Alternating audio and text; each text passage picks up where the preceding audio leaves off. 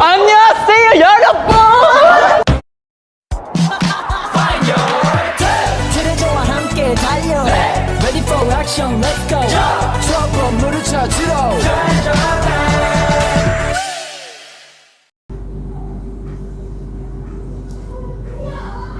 Assalamualaikum warahmatullahi wabarakatuh. Shalom, Om Swastiastu, Namo Buddhaya, salam kebajikan. Yang saya hormati Ibu Apriani Rianti, SPD MPD, selaku dosen pengampu mata kuliah Bahasa Indonesia, serta saudara-saudaraku sekalian yang saya cintai dan banggakan. Perkenalkan, nama saya Nakia Zainah dengan NIM 0723110006 dari Program Studi Farmasi Universitas Binawan Angkatan 2023. Dalam rangka memenuhi tugas mata kuliah Bahasa Indonesia, maka pada kesempatan kali ini perkenankan saya untuk menyampaikan pidato dengan sebuah tema komunikasi efektif dalam keluarga. Komunikasi adalah proses penyampaian atau pertukaran informasi baik berupa pesan atau ide dari satu pihak ke pihak lain, baik secara verbal maupun nonverbal. Dalam komunikasi tidak hanya terjadi pertukaran informasi saja, namun juga terjadi kesepahaman antara kedua belah pihak. Hal inilah yang disebut komunikasi efektif. Komunikasi efektif merupakan hal yang penting dan kompleks bagi semua pihak, begitu pula dalam hubungan orang tua dengan anak. Penting bagi orang tua untuk menciptakan komunikasi terbuka dan efektif dengan anak demi terciptanya hubungan yang baik. Sebaliknya, komunikasi yang tidak efektif akan menciptakan perasaan tidak berharga atau tidak penting dan tidak dipahami. Anak-anak pun dapat melihat orang tua mereka sebagai sosok yang tidak dapat membantu dan tidak dapat dipercaya.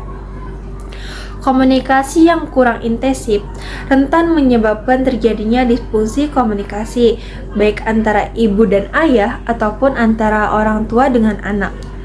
Komunikasi yang baik antar anggota keluarga akan menciptakan iklim rumah tangga yang positif, sehingga anak merasa nyaman dan betah di rumah. Selain itu, dengan terciptanya komunikasi efektif antara orang tua dengan anak, membuat anak menjadi memahami harapan orang tua dan mereka pun akan cenderung berperilaku sesuai dengan harapan tersebut. Begitupun juga sebaliknya.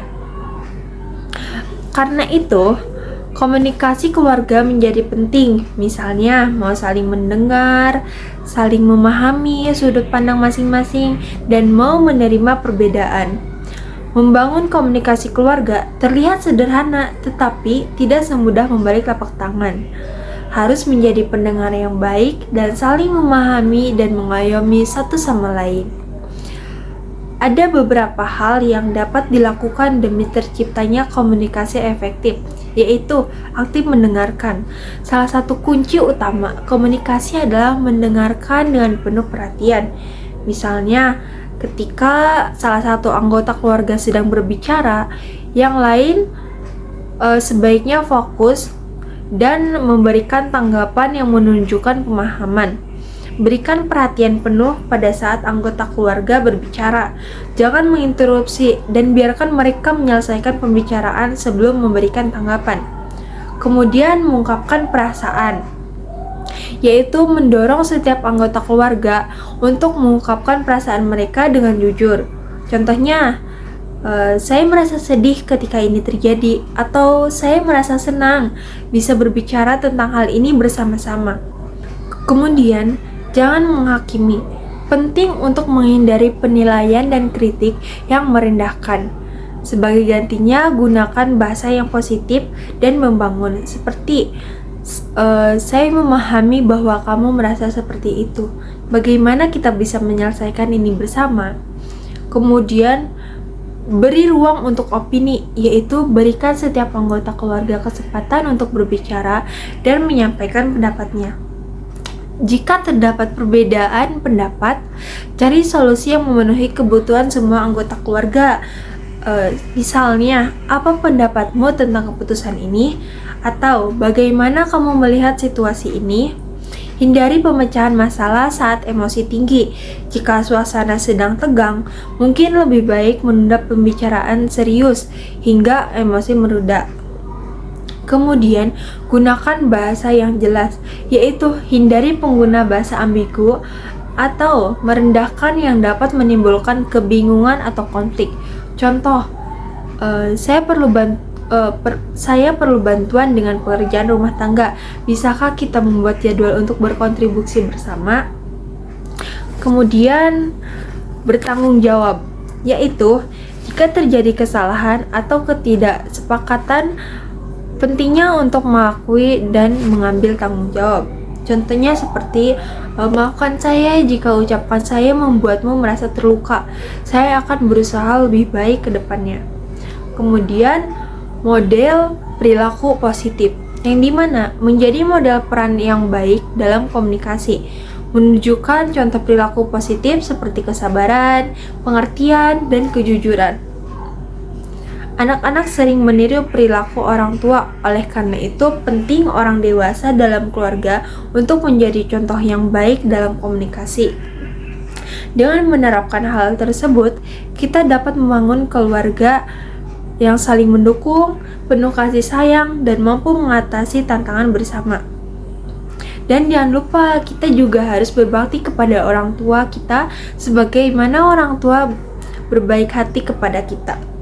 Janganlah menjadi orang yang durhaka, karena apabila orang tua kita sudah tiada, akhirnya kita akan menyesal kepada diri kita sendiri kelak. Jangan sampai ada kata, kenapa hidup aku jadi begini? Jika kita tidak berbakti kepada orang tua, maka kita harus memperbaiki diri mulai dari sekarang agar tidak menyesal di kemudian hari. Konflik mungkin tak terhindarkan, tetapi kita dapat belajar mengelolanya dengan bijaksana. Mari kita berkomitmen untuk mengatasi perbedaan dengan dewasa, mencari solusi bersama, dan tidak membiarkan konflik merusak ikatan keluarga. Terakhir, tapi tidak kalah penting, luangkan waktu untuk bersama-sama. Waktu bersama tidak hanya memperkuat hubungan, tetapi juga menciptakan kenangan yang berharga. Jadi, mari kita bersama-sama menjadikan komunikasi yang sehat sebagai pijakan untuk membangun keluarga yang penuh kasih dan terus tumbuh bersama. Tidak ada hal yang indah selain doa, dan tidak ada awalan selain akhiran. Untuk itu saya akhiri pidato yang dapat saya sampaikan. Mohon maaf bila ada yang kurang berkenan didengar. Akhir kata saya ucapkan terima kasih atas perhatiannya. Wassalamualaikum warahmatullahi wabarakatuh.